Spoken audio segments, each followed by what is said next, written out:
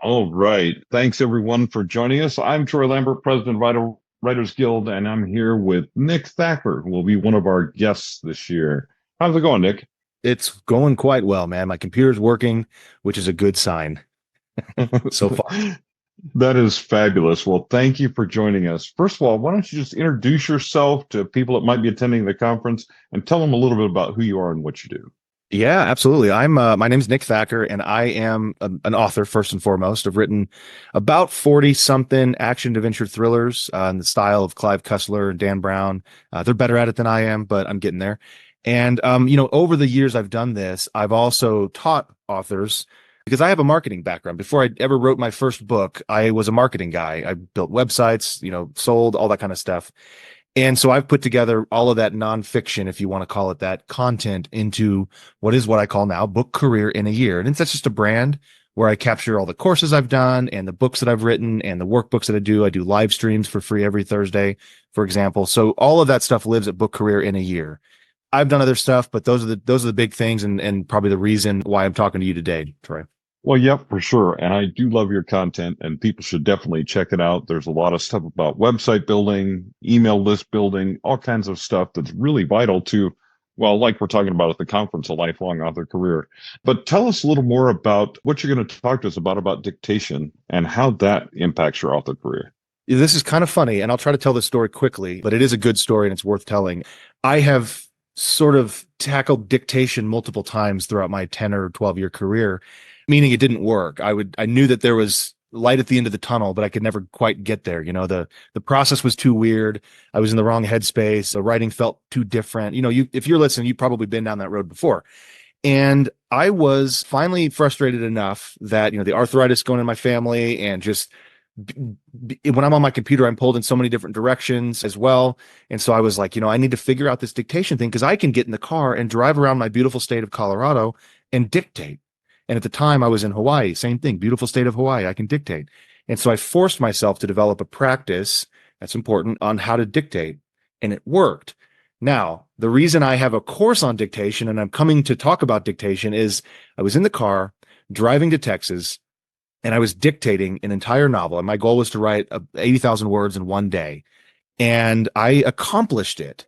So I tried it again. And the next time we drove down to Texas, I was about 50,000 words into it. And we got into what could have been a devastating car accident. We were a head-on collision. Oh. There were headlights coming at me in the lane that I was in on the highway. I was going, 80 miles an hour. And I swerved out of the way. Thankfully, it turns out it was a police chase. And so this guy was on the highway. Yeah, and I swerved out of the way, barely missed, and ping-ponged through the barriers on both sides. And obviously, broke down. I had the kids in the back of the seat and my wife next to me and all that and freaking out. And the entire thing was captured on my recorder. So it was this cathartic, traumatic, kind of everything all together experience. And then going through that and listening to it afterward really did wonders for my psyche. So that's kind of a neither here nor there, but I've got my dictaphone, I call it, it's a handy Zoom recorder pretty much with me all the time when I'm in the car. And that's the goal, is to tell authors there is a way to do this thing. Maybe it's in the car, maybe it's taking walks. I'm good friends with Kevin J. Anderson up here in Monument, and he hikes every day and writes his words that way. But there is a method. There is a way for you as an author to 5x your writing speed, 10x your writing speed if you're a slower writer. And it's through dictation, but there's no one size fits all. And so that's what I'm trying to teach people is it's a practice, it's a discipline. It's not something you're going to start doing tomorrow. And chances are you will be frustrated with it for the first few weeks until it becomes something you're more used to. And you realize that you can do this really well, although it's never going to feel the same as typing with the little fingies. That's that's sort of my goal, my mission in life, if you will now. Well, that is fantastic. I mean, I'm a really quick typist, but there's different situations where dictation just works better. You can't always type. And you shouldn't be typing if you're driving, for example. Well, yes. For example, that might result in accidents that are your fault, or perhaps, that type of thing. But you shouldn't be, obviously there's times when you shouldn't be typing. And also for people that have arthritis and other issues like you were talking about, man, that is a fantastic avenue. Plus the simple efficiency and speed of it just has to be appealing. I mean, it appeals to me. It has to be appealing to other writers as well. I'm like you, I've been doing this for years, and I love adding dictation doesn't mean I'm never going to type, but it means adding that to my arsenal of things to do. So Well, you're that's so right about that part too, because just yesterday I drove up to a brewery that I love because they've got a little fireplace and a couch to sit on, and I dictated all the way there, and then I sat down and I processed that dictation, which we can talk about because that's the game changer for me, was how to process it quickly. But then I started typing, and I just started writing fiction the old school way, and I thought this is actually really, like, I love doing this now, and it brought back a lot of the feeling I had early on of, look at me, I'm typing my novel, and for me that was valuable because I thought, yeah, I'm not typing as fast as I could be dictating, but the point is I'm loving this again. This is something that I don't sit down at the computer and hate it, which I do sometimes when I'm forced to write a novel by a certain deadline or whatever. So yeah, I'm glad you said that because that is a big part of it. Oh yeah, I love typing, and a friend of mine is even more old school. He rewards himself by allowing himself to type a short story or something on an actual old typewriter, as like Well, I'm not a when master, he's to each their own, I guess. yeah. I mean, that's what I learned on. I don't think I'm ever going back to that because, oh my goodness, I made so many mistakes. But, but you know what I mean? It's kind of cathartic to sit down and just type and go back to the way we've been doing things for a Totally. really long And if you time. grew up doing that, feel of the keys, the sound, I mean, all of it is part of that experience. And I will not fault anyone for that experience. I don't personally have that with typewriting, but I understand completely that feel, the clacky keyboard, the mechanics of it. Yeah. Sure. Oh yeah, for sure. All right. Well, so the other thing we're going to talk about at the conference, which is the elephant in the room that we can't help but talk about, is AI. And you're on a generative AI panel.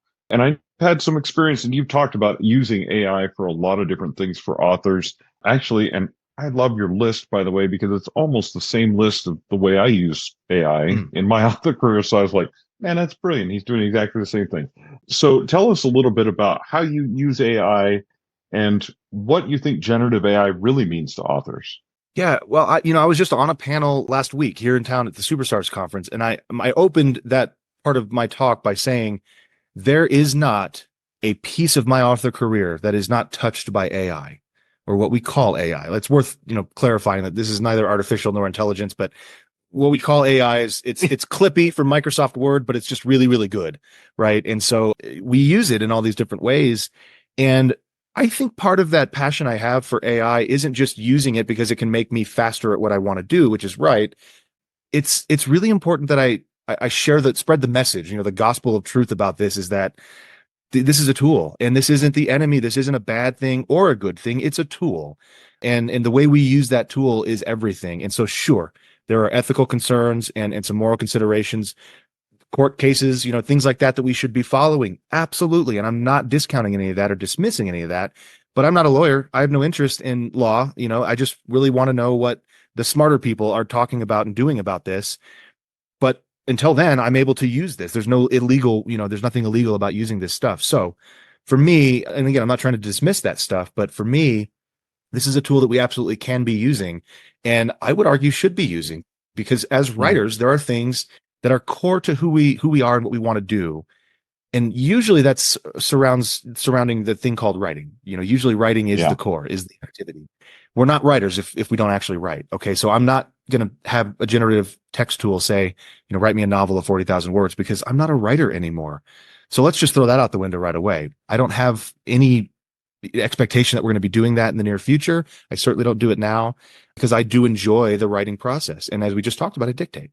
Yeah. Within that specifically, because I'm also talking about dictation at this conference, that was the game changer for me, was when I discovered Dragon Dictate, which is what I used to dictate in the past. It's not that good, and it misses so many words, especially when I'm in a car and there's highway noise or outside with the wind, and it would get 80% of the words right, which is by far not good enough to publish. And so I would have to go through line by line and fix homophones, things that I said that it took a different way, until I realized that I could have OpenAI. At the time, it was the Playground, that's still there, but now they have ChatGPT, which is a more forward-facing and front-end version of that in some sense. And so I could prompt OpenAI's Playground by saying, I need you to fix the dictated text, cluing it in that, one, this is dictation, so it knows what to expect.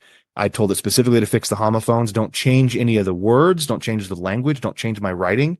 Don't expand it. Don't hallucinate. Just give me what I wrote the way I should have written it if I were typing it, essentially. And that prompt immediately gave me 95% to 99% perfect text. generative AI doesn't introduce typos, right? It's not going to misspell a word on purpose Yep. unless you ask it to. And so it made the editing process and the entire, start to finish, rough draft to published draft so much faster for me that became the game changer. So I was still dictating as fast as I had been before, but processing the text afterwards is what slowed me down. And it was just faster for me to type in the first place. Yeah. And that's absolutely incredible, using AI for editing and also for those mundane tasks that we want to offload that AI is good at. It's not good at writing a novel, but ad copy, not so bad, you know? So there's some things we can do with generative AI that are not writing, but that give us more time to actually write and do the things that we love. And I love your perspective on that. It's a tool. People can use a knife as a tool or to stab somebody, but it's just a tool either way. It depends on how you use it. And if your job is stabbing people, then you're using it, in one of the most appropriate ways too. So there you go. And it's an interesting career. I don't know that I know how to get into it.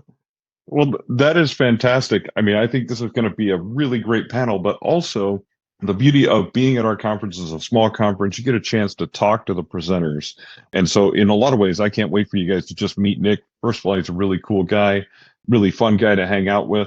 And we're going to learn a lot from each other by just discussing things that are happening in the writing process.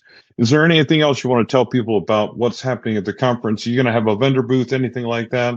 Yeah, I'm going to bring a bunch of, you probably can't see it in the camera over here, but that right here is a sign that says book career in a year, a little vinyl sign I made. So I'll have a booth set up with that, with the brand on there and stuff. I want to double down on what you said, man. Part of the appeal, most of the appeal, I would say, I don't know if it's 60% or more, but a large part of the appeal for me of going to conferences, in person specifically, is that networking, the interaction. I love that. There's no better way to get to know people and get to learn about how people are doing this stuff and, answer questions that people have. Sure. But I just love being there and, kind of rubbing elbows with other people that are in the trenches with us as writers, and it's worth mentioning, I work for Draft to Digital as well. So we'll talk about some of that stuff, what we're doing. If there's any questions people have about which direction we're going, all that stuff, I'm here to serve in that way. I want to do that. That's what I love doing. And between dictation and AI and Draft to Digital and all this other stuff, I'll have plenty to talk about. So I'm hoping that I can meet you guys and hear from you as well, as much as you're hearing from me. I won't shut up. So you got to start talking and tell me stuff. And I'm there to learn as well, as much as everyone else. All right. Well, thank you very much, Nick. And thanks everybody for joining us. We're going to have all kinds of time open up for you to discuss things with different presenters, vendor room open. There's going to be all kinds of great stuff happening. But some of the most important stuff is just the various sessions that you can go to and learn from some of the best professionals in the business. And Nick's one of them. So thanks, Nick, for joining me on this. I appreciate it. And we'll see you in April. Thanks a lot. We'll see you.